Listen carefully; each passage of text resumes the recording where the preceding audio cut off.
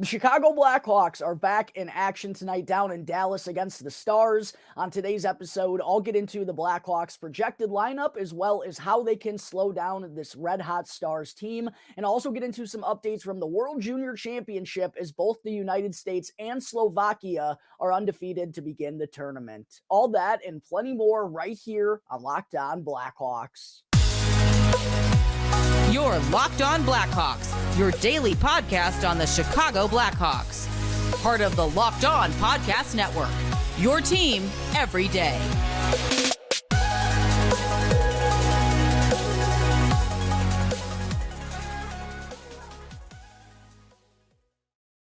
What's up, everyone? Welcome on into another episode of Locked On Blackhawks, part of the Locked On Podcast Network, your team every day. As always, I'm your host, Jack Bushman. Can go and give me a follow on X at Jack Bushman2, and make sure to go and also follow my Strictly Blackhawks account at Talkin' Hockey for all the latest Blackhawks news and updates. And also, if you like what you're watching or what you're listening to today, then please make sure to go and show some support if you haven't done so already by smashing the like button, commenting down below, and subscribing to the Locked On Blackhawks YouTube channel. All of it is 100% free. It won't cost you anything and really does help me out tremendously. So please, please, please make sure to go and take care of that real quick if you can. And also, got to let you know that today's episode of Locked On Blackhawks is sponsored by FanDuel, the best place to bet on the NFL. Sign up today and visit FanDuel.com/lockedon to start earning bonus bets with America's #1 sportsbook.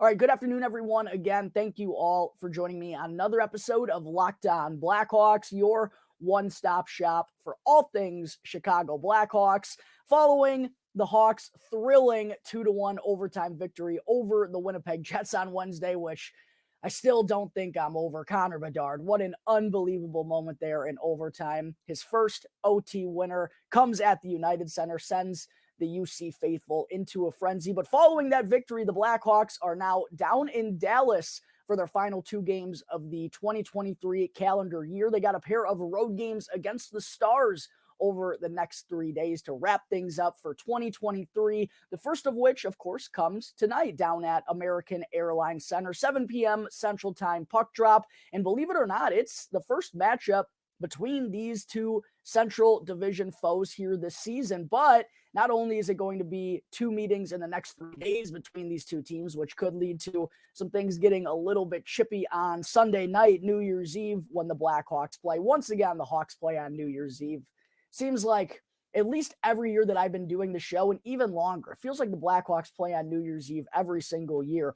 But after two games with Dallas in the next 3 days, the Hawks also play the Stars once again on January 15th. So basically 3 meetings between these two teams in less than 3 weeks' time. I don't think there's going to be all that much animosity here tonight. Maybe that, starts to pick up as the game goes on, but being the first time that these two teams have faced off since like last February, I don't expect it to be all that gritty or all that intense right off the get-go, but by Sunday night, and especially in that third meeting in January, things are going to probably be a little bit chippy between these two teams. But the first look at the Dallas Stars that we get here this season, and it's pretty much been the start for them that I think most people expected here at the start of the season. They're right at the top of the Central Division, just 1 point back of the Colorado Avalanche for the #1 spot, but they actually have the edge over them in points percentage right now as they're 29-4 through 33 games this season.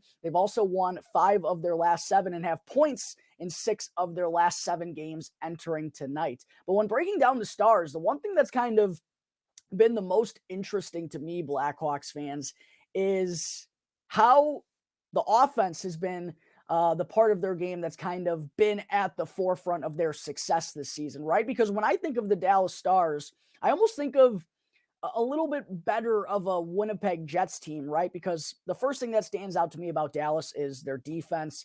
They got solid defensemen, a couple of big bodies on the back end, and combine that with Jake Ottinger. And this was a reason why I had the Stars going all the way to the Stanley Cup final last year, because I just trust their defense and their goaltending. And I think those things are always going to give them a shot in the Stanley Cup playoffs. The reason why I say they're a little bit better than the Winnipeg Jets is because offensively, they have three lines that can go out there and score consistently. And I think that just puts them a leg ahead of the Jets and why they're one of the favorites or maybe even the favorite to come out of the Central Division this year. But looking at the Stars offense, they're 8th in the NHL in goals per game this year. That's the category that's stood out to me the most. And this isn't to say their defense has been bad. They're 14th in the NHL in goals against per game, and they're also second on the penalty kill as well. But looking at Jake Ottinger's numbers, 298 goals against average, 901 save percentage. Those are probably, and I feel like Ottinger would probably say the same, those numbers probably aren't where he wants them to be at this point in time, but the Stars are still thriving right here, right now, because their offense has been spectacular. And no longer is it just the Joe Pavelski, Rupe Hintz, Jason Robertson top line trio that's carrying the mail for them. No, they've added a lot of depth and been getting a lot of good performances and contributions from some guys lower in the lineup as well. Matt Duchene has been a huge addition for them. He's their third leading scorer at this point in time. Jamie Benn's off to a great start and kind of a bounce back year for him. He's got 21 points in 33 games. Mason Marchment also has 21 points. Wyatt Johnston, first round pick of theirs, has 20 points already this season.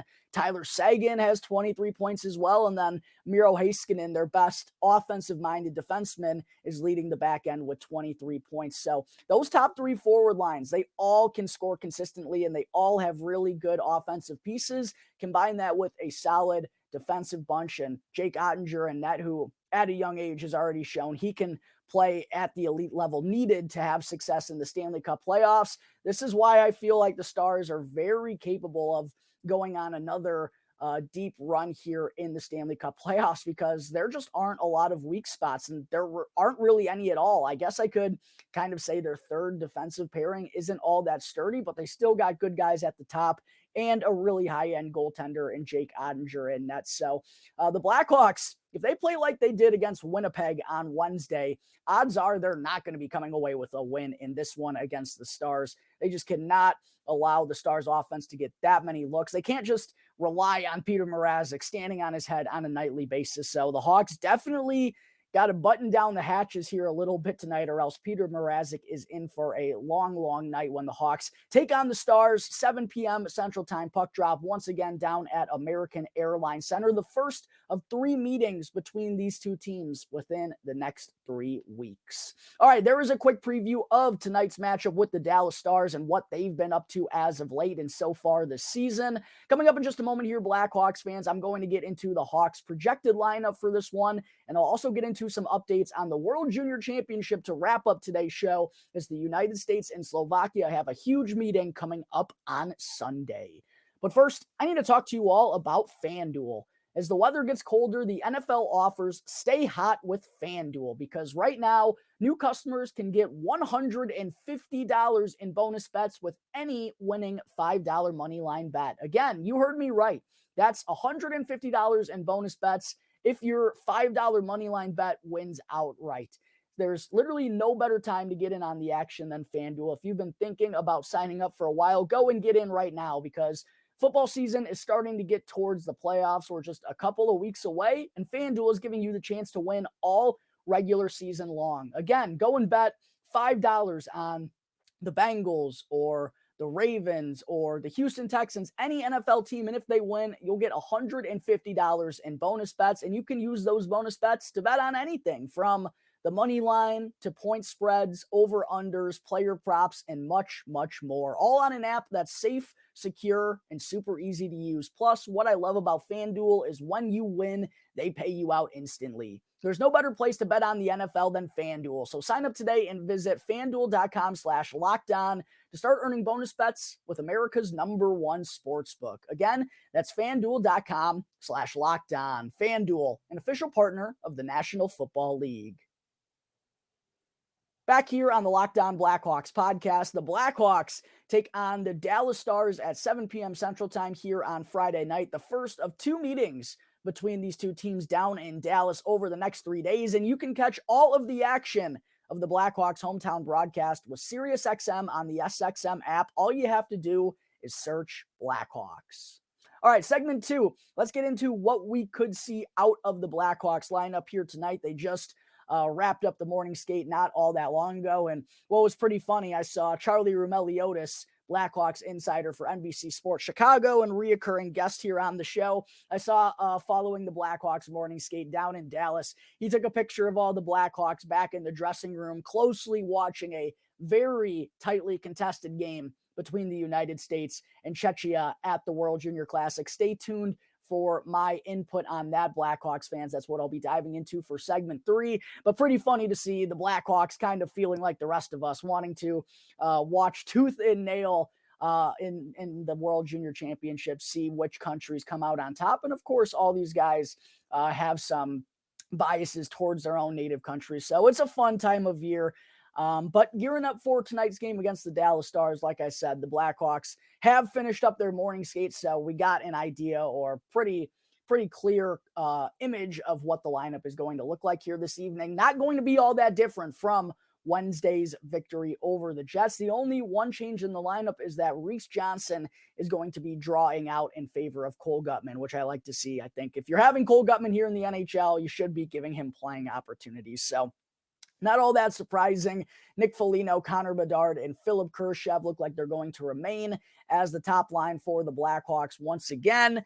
And Lukas Reichel will not be getting bumped up into the lineup. He's remaining on the fourth line. The second line is, where I think he should be or could be on the top line with Connor Bedard.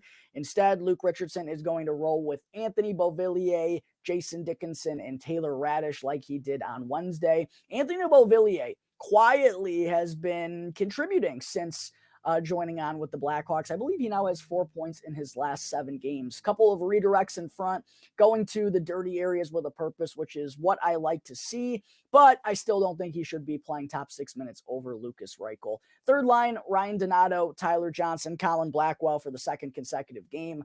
Love to see Blackwell continuing to provide that physicality in the bottom 6. The Blackhawks need that real bad. And as I mentioned, Lukas Reichel still playing left wing on the Blackhawks fourth line. Cole Gutman drawing back in. Looks like he's going to be playing the center spot along with Reichel. At least that gives Lukas a little bit more skill to play with, right? I really get upset when he's down there with Entwistle and Reese Johnson. That just doesn't make any sense to me. At least he gets to play with a shooter and an offensive-minded guy like Cole Gutman as well. And then Mackenzie Entwistle looks like he's going to be moved over to the wing on the fourth line tonight. I'm also, in the next couple of days here, Blackhawks fans, probably going to be happening after New Year's. I'm going to be diving into the full analytics of Lukas Reichel down on the fourth line and the analytics of him everywhere else in the lineup. So we just get a better idea of what's happening with him down there on the fourth line. I thought he had a pretty good final 2 periods, excluding overtime against the Winnipeg Jets. I thought his speed and his puck possession was noticeable. He was buzzing around a little bit more than he had in the couple of games prior. So hopefully he'll be able to feed off that a little bit tonight. But man, it's just frustrating seeing him down in the lineup consistently like that. I feel like a lot of us Blackhawks fans share the same frustrations over the spot that Reichel's had in the lineup for a majority of the last couple of weeks. On defense for the Blackhawks, looks like the defensive pairings are going to be the same once again. Alex Vlasic and Connor Murphy as the top pairing. Vlasic was absolutely outstanding in his return to the lineup on Wednesday against the Jets. Undoubtedly, in my mind, been the Blackhawks' most reliable and consistent defenseman so far this season. Great to have him back on the top pairing with Murphy. Jared Tenorti and Isaac Phillips, I don't really know what to make of that pairing, but looks like they're going to be together once again. And then Kevin Korchinski, that leaves him with Nikita Zaitsev down on the Blackhawks' third pairing. Louis Crevier is the extra defenseman for the second consecutive game. And I believe I mentioned this on Wednesday's episode, but whenever Seth Jones is ready to return, might not be till the end of the Blackhawks road trip following the calendar change. But whenever he does return, Louis Crevier is undoubtedly the one that's going back to Rockford. But what I want to talk about here real quick is the defensive pairings for the Blackhawks. I feel like Alex Vlasic, here's the problem the Blackhawks are having with their defensive pairings.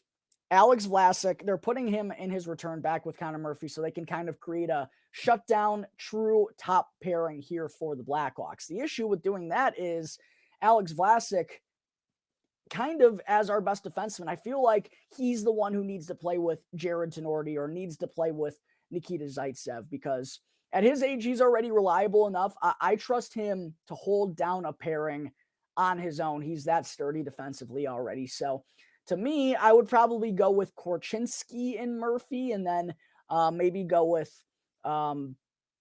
Vlasic and Phillips. Tenorti and Zaitsev as a third pairing is pretty shoddy, I will say, but maybe what am I trying to get to here? What is the pairing that works here?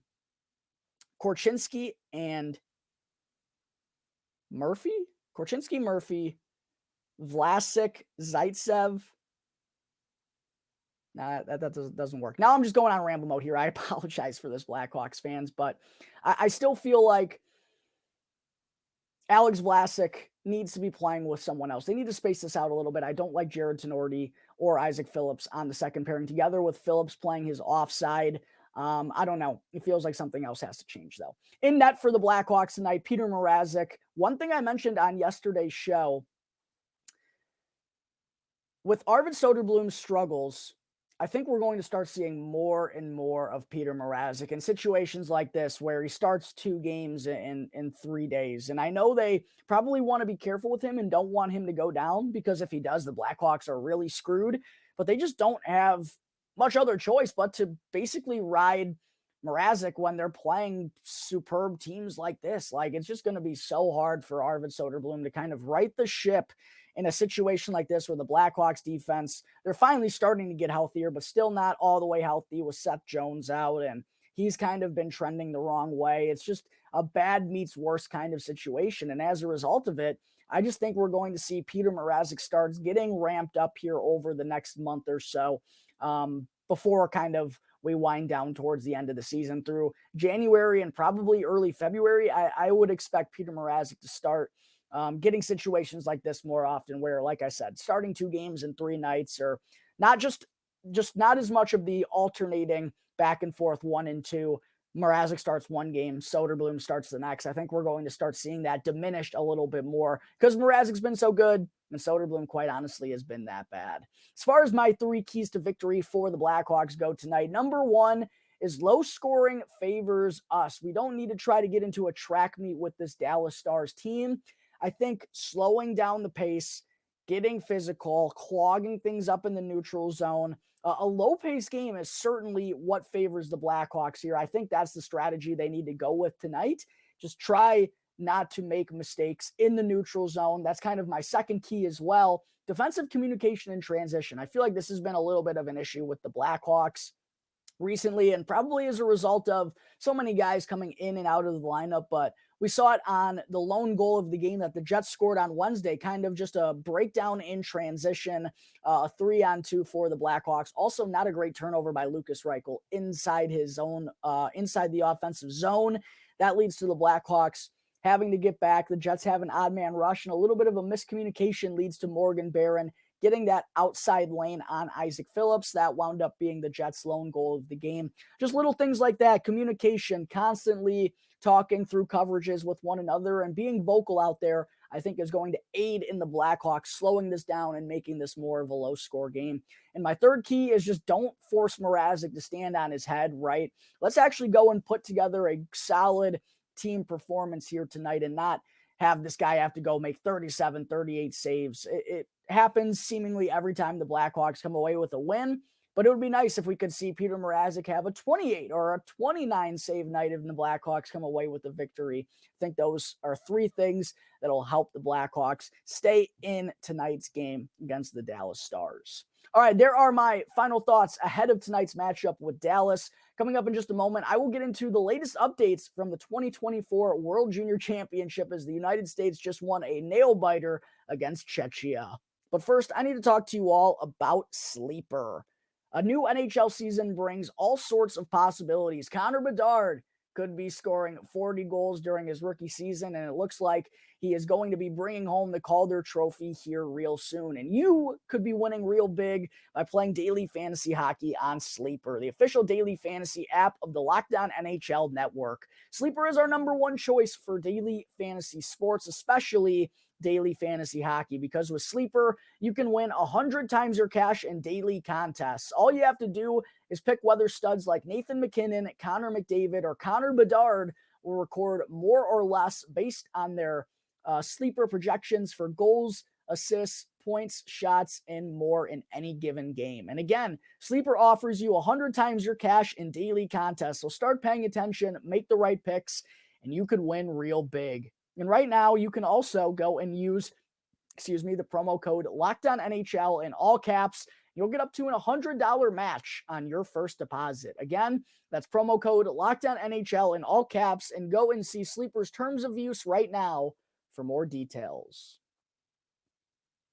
Back here on the Locked On Blackhawks podcast, part of the Locked On Podcast Network, your team every day. Again, if you're still tuned into this point of today's episode, make sure to go and show some support if you haven't done so already by hitting the like button, commenting, and subscribing to the channel. And also, make sure to go and check out the new Locked On Sports Today, because Locked On has launched the first ever national sports 24/7 streaming channel on YouTube. And Locked On Sports Today is here for you 24/7, covering the top sports stories with the local experts of Locked On, plus our national shows covering every league. Again, go to Locked On Sports Today on YouTube and subscribe to the first ever national sports 24/7 streaming channel. Segment 3, I did want to be sure to also get into some updates from the 2024 World Junior Championship, since I haven't talked about it here in a couple of days. And what a tremendous start to the tournament for both the United States and Slovakia through their opening 3 games. Both teams are 3-0-0, leading into their crucial head-to-head meeting with one another on Sunday. Absolutely should be a good one. Only downside is that with the tournament being held in Gothenburg, Sweden, puck drop is going to be at 5 a.m. Central Time on New Year's Eve morning. So if you want to tune in for a very good matchup where all 6 Blackhawks prospects taking part in the World Juniors will be on the ice, you're going to have to get up a little bit early to do so. I'm going to be doing my best to make sure I get to watch that one. But 3-0-0 for both of these teams. The only difference in the standings is Slovakia has 9 points through their opening 3 games, whereas the Americans have 8. And that's the case because you get 3 points for a regulation victory, and you only get 2 for picking it up in overtime or the shootout. And the United States needed the shootout to come away with a 4-3 win over Czechia here today, a game that was certainly a little too close for comfort. I mean, the United States had their backs against the wall. A couple of comebacks in this game.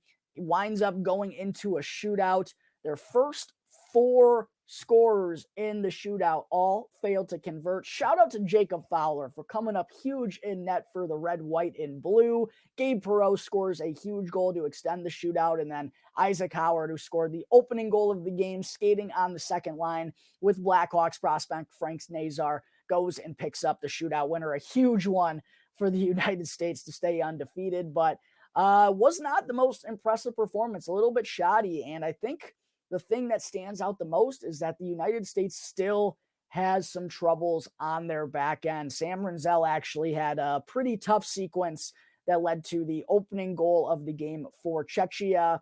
There are some things that the United States certainly have to address on the back end. They were pretty lucky that Jacob Fowler was on top of his A game here today, or else they very, very well could have been upset by Czechia. It was a very, very close and hard-fought game. But Frank Nazar has been the story of the Blackhawks prospects for the United States so far in this tournament. 2 games since I last talked about the United States here on the show. They played yesterday against Switzerland and just had a massive blowout win, 11-3 over the Swiss players. And Frank Nazar was a man on a mission, going on a full-blown dish display, Blackhawks fans. Not 1, not 2, not 3, but 4 primary assists for Frank Nazar in the 11-3 win over Switzerland, along with 3 shots on goal, a +3 rating, and he won 10 of 14 faceoffs. An unbelievable performance. Gavin Hayes also added a primary assist in that one as well. Sam Rinzel skated on the 3rd defensive pairing for the 2nd consecutive game. Oliver Moore, again, was utilized as the 13th forward. We've seen that lineup basically be the same for the United States through their opening 3 games, but Nazar picked up right where he left off from that game yesterday against Switzerland in today's matchup against Czechia. Just over a minute into the game on a 2-on-1, makes a beautiful pass to find Isaac Howard right there in the slot. He rips rips it home to put the United States ahead 1-0. 5 primary assists for Frank Nazar in the last 2 games. He has been a stud, one of the big standout performers for the United States, which has been so great to see. I wanted him to get an opportunity there in the shootout to go and pick up the winner, but they elected to go with Perot and Isaac Howard. One thing I do want to give Nazar credit for, though, I feel like I read something from Chris Peters at the start of the tournament where he said that Nazar isn't really a power play regular. Well, I think his play has given United States head coach David Carl no other option but to put him out there on the man advantage, because during the overtime period, which like the NHL, it's 3-on-3 during the World Juniors, the United States drew a penalty and went on a 4-on-3 man advantage. And Frank Nazar was out there on the ice during that 4-on-3 power play, which is what you love to see. I mean, he's been setting guys up left and right these last couple of games.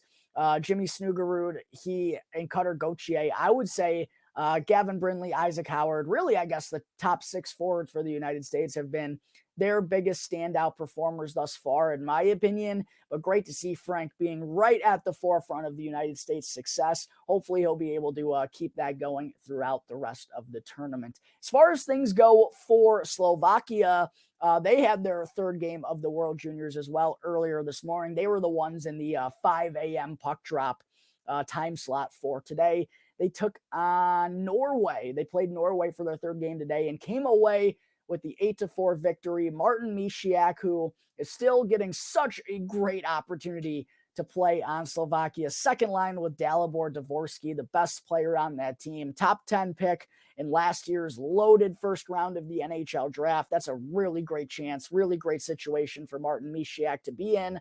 I believe he did get moved to the wing today, though, if I saw things correct. But either way, 2 assists for Martin Misiak here today in Slovakia's 8-4 win over Norway. Adam Gajan wasn't as stellar as he had been in the first couple of games, but still stopped 22 of 26 shots that he faced to record his 3rd win in as many games in net, picking up right where he left off from last year's World Juniors. And now through 3 games, not only does he boast a 3-0-0 record, but he also has a 2.00 goals against average, a .934 save percentage, and 1 shutout so far in the tournament. He has been spectacular and looking like he's going to be in conversation for goalie of the World Juniors for the 2nd consecutive year. That's what you love to see after the Blackhawks made him the first goalie off the board in this year's NHL draft. He's been spectacular for Green Bay in the USHL, doing it again here for Slovakia in the World Juniors. Going to be really interesting to watch these 2 teams meet up with one another on Sunday. Frank Nazar, Oliver Moore, Sam Rinzel, and Gavin Hayes